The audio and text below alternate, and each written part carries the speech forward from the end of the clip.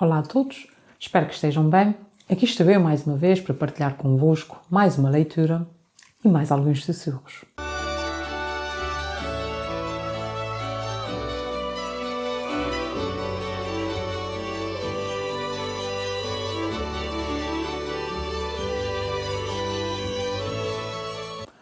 O meu nome é Malvina Sousa e hoje, neste espaço, quando os livros sussurram, vou partilhar alguns excertos do livro Caixa da Gratidão, de Margarida Fonseca Santos. Caixa da Gratidão.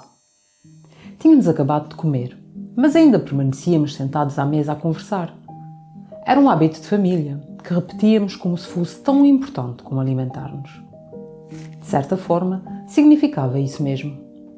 A nossa casa não era grande nem espaçosa, mas era muito acolhedora. Gostávamos muito de viver ali, na charneca da Caparica, entre o mar e os pinhais, com tudo o que tinha de bom viver no campo e sem nada do que a vida nas grandes cidades fazia às pessoas. Só havia engarrafamentos na estrada nacional, mas isso era coisa pouca, a julgar pelos relatos da nossa tia que vivia nos arredores de Lisboa. Demorava, nos dias piores, horas e horas até conseguir chegar a casa. Ali, a olhar pela janela, viam-se árvores, pássaros e quintais cuidados. Nesse primeiro excerto de mais este livro que convosco partilho, logo no início ficamos a saber que o narrador, ou seja, a entidade que conta a história, é afinal uma narradora e que inclusivamente fala como personagem, participando naquilo que nos vai contar. E essa informação é-nos oferecida com o uso da forma verbal tínhamos, que surge na primeira pessoa do plural, nós.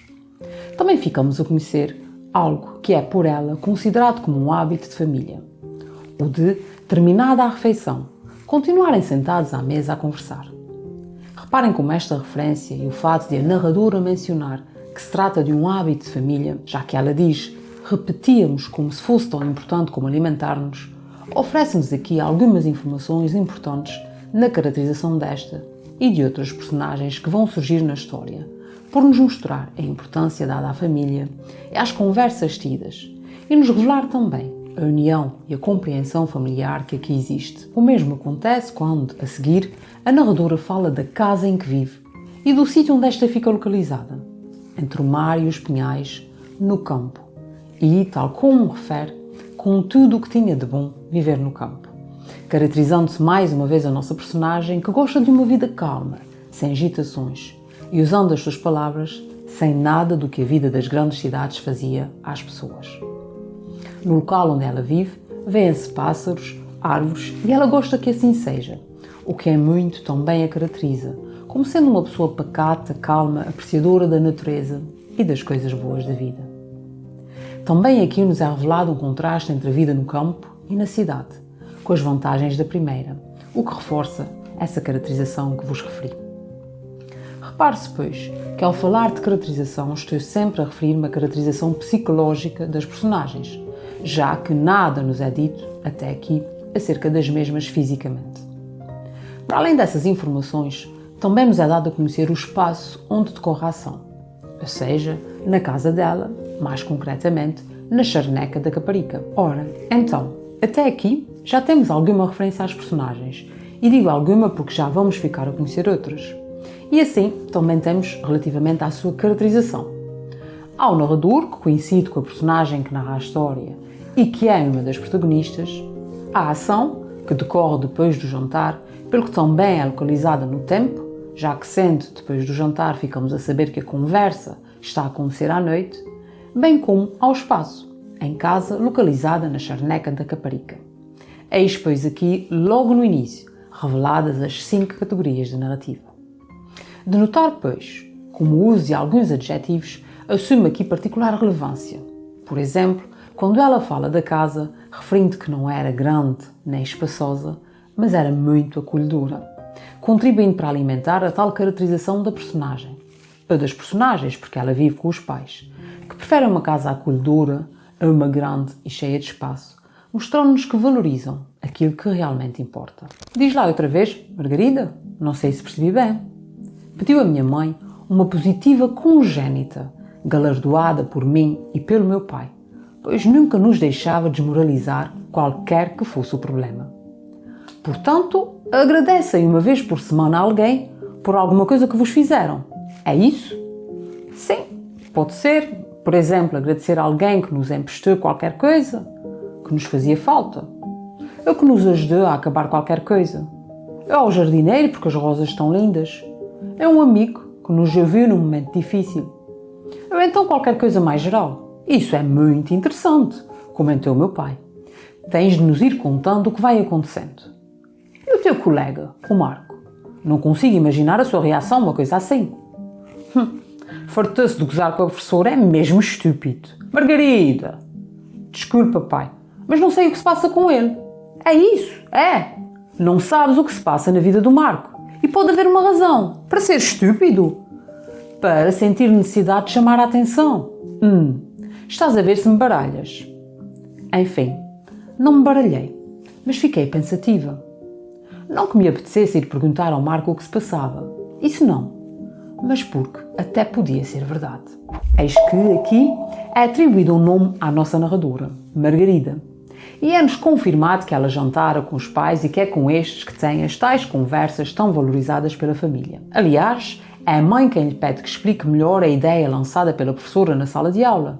E aqui não só percebemos que esta é uma mãe preocupada e interessada, e temos caracterização indireta, pois é o leitor que acaba por caracterizar a personagem a partir do que esta diz ou faz, como também ficamos a saber, de acordo com a caracterização feita pela própria filha, que esta é uma mãe positiva, característica que nasceu com ela, porque diz que é congénita, quase como se nos dissesse que ela é assim e não há nada que mude isso. Mas esse seu atributo é ainda mais reforçado pela Margarida quando diz que a mãe não deixa ninguém desanimar, o que é muito apreciado pela filha e pelo marido.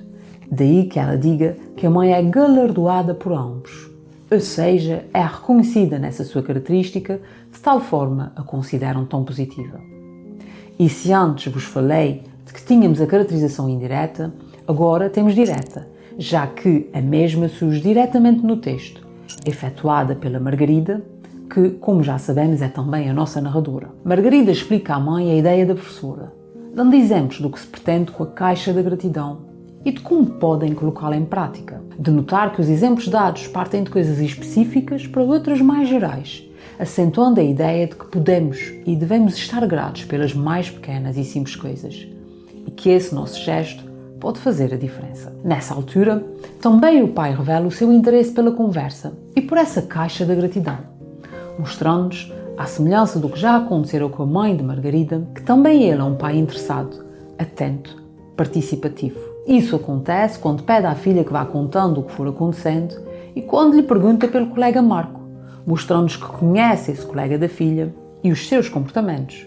Logo, sabe o que se passa com ela e como são os seus amigos, levando-nos a perceber melhor o início desse texto, quando a narradora nos revelou a importância das conversas tidas em família e comprovando de que se tratava de verdade tal afirmação. Também somos aqui confrontados com a importância que tem o papel deste pai, bem como da sua ação, análise e da necessidade de se refletir acerca do que se passa, quando este não deixa passar a conversa da filha em branco, mostrando-lhe que também esta não está a ter uma atitude correta. Refirma a altura em que Margarida caracteriza o comportamento do colega como sendo estúpido, ou seja, ela condena-o, o que também acaba por caracterizar a sua maneira de ser. Esse papel do pai assume especial relevância quando Margarida refere que não sabe o que se passa com o colega.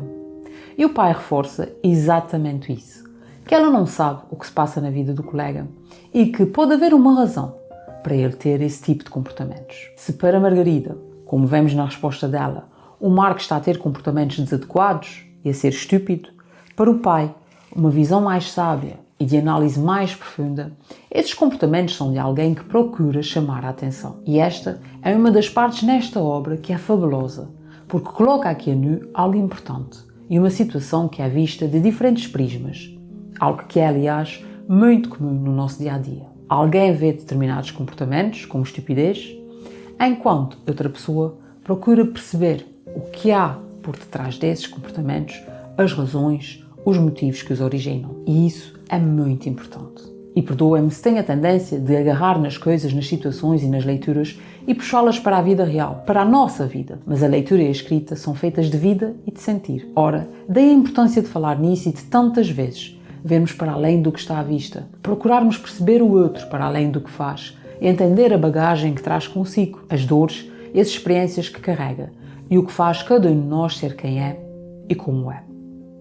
Note-se que não estou aqui a desculpabilizar situações nem a justificar atitudes, mas a verdade é que por detrás de tantos marcos, como este da nossa história, há situações e vivências que explicam muitas atitudes. E como este aluno rebelde esconde a revolta das situações difíceis que está a viver, e não é isso tão frequente nos dias de hoje, a verdade é que a conversa do pai da Margarida faz com que ela pense no que se passa. E até desconfie que o pai pode ter razão. Ora, novamente, temos aqui caracterização indireta, por revelar que ela é preocupada, atenta.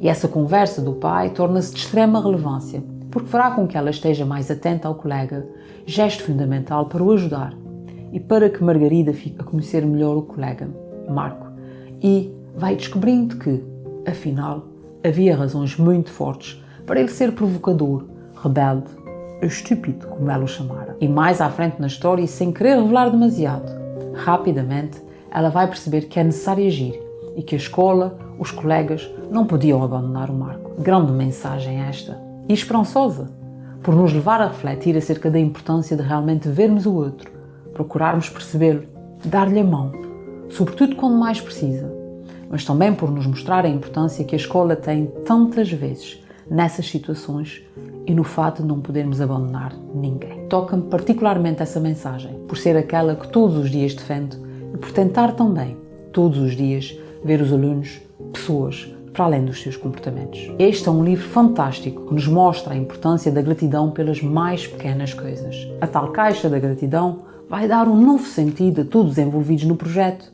e a cada dia a caixa vai se enchendo de mensagens, o que é extremamente significativo e digno de reflexão. O livro mostra-nos também como as alterações de comportamentos de duas personagens, que são nada mais, nada menos do que os dois protagonistas, abrem novos caminhos sobre o significado da gratidão e de como esta pode ser importante na nossa vida. O Marco, esse, dá-nos uma lição de amor por uma avó que tem um problema e mostra-nos como as consequências de algo e as situações da vida podem ferir as pessoas e levá-las a agir de certas formas. Mas se quiserem conhecer melhor essa história fantástica, entrem na mesma e leiam-na até ao final. E assim, façam parte dela. Que saibamos olhar para os outros e dar a mão aos outros. E que sejamos sempre gratos. E que tenhamos também a capacidade de o perceber para que possamos encher muitas caixas de gratidão. Falemos um pouco da autora deste livro, Caixa de Gratidão, de Margarida Fonseca Santos, que tenho a sorte de conhecer pessoalmente. Nasceu em Lisboa, em 1960. Durante muitos anos foi professora de música. Publicou o seu primeiro livro para crianças em 1995 e desde essa altura nunca mais parou de escrever para este público fantástico, algo que se transformou numa grande paixão. Outra das suas paixões é a escrita criativa e o treino mental. É uma autora reconhecida e muito querida do público e uma grande parte das suas obras integra o Plano Nacional de Leitura. O texto que aqui vos trouxe pertence à coleção A Escolha é Minha, que nos mostra a importância que dá ao seu público, às suas especificidades e à procura de levar a pensar e a discutir temáticas importantes da vida de todos nós e que podem ajudar muito os jovens. Aconselho-os vivamente. Autora de Altamente, Uma Questão de Azul Escuro, A Rafaela e a Rua do Silêncio, Bicicleta à Chuva, Não Me Magoas Mais, ou ainda o romance de 0 a 10, que aborda a problemática da dor crónica, Margarida é muito mais do que alguém que escreve. É alguém que todos os dias alerta e mostra outros lados da vida, outras visões, outros sentires. Espero que tenham gostado e despeço-me, prometendo voltar na próxima semana para mais um momento de partilha. Até lá, não se esqueçam, é importante estarmos todos atentos, porque os livros sussurram.